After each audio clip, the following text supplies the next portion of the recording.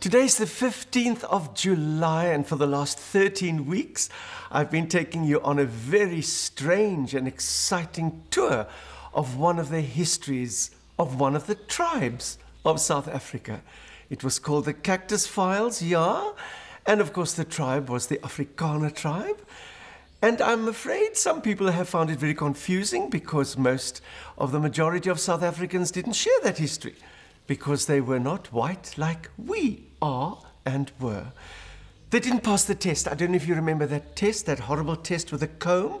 You pull a hair through the comb. If it curls to the right, you are white. If it curls to the left, you are not white, which means you go into the garden or into the kitchen and you call me madam and you call my husband master. But of course, history is always written by the winners. And yeah, we Afrikaners were the winners for all those years because we had God and guns on our side. And yet it was a very exciting 13 weeks because I got so many reactions from young people in emails and WhatsApps and in yours and up mine. And they all just, first of all, said they never thought that they would laugh at history. And I said, well, it's not history you're laughing at, it's propaganda that can be funny. And then some of the young people said, but Tannie Evita, I'm nervous, I'm confused. I said, nee, my Scott, you don't have to be confused.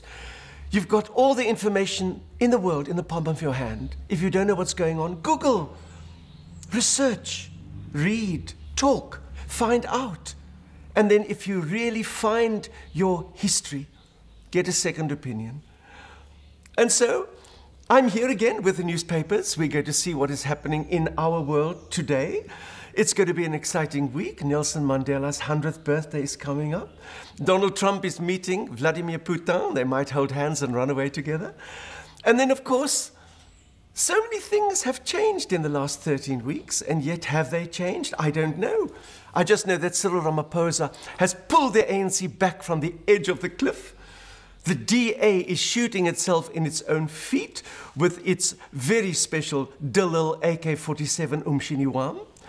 Of course, the Zulu king is threatening to turn KwaZulu-Natal into our own Bosnia if we touch his land.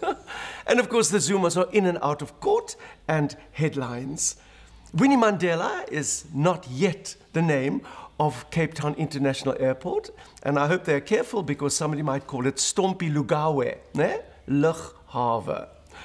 And it rained in the Western Cape, so lots of news to share. Never a dull moment. And of course, every moment today will soon be somebody else's history tomorrow. So watch this space. Evita, Evita, and you know what we mean. Evita, Evita, always on the scene. Evita Bezuidenhout, Evita should be queen.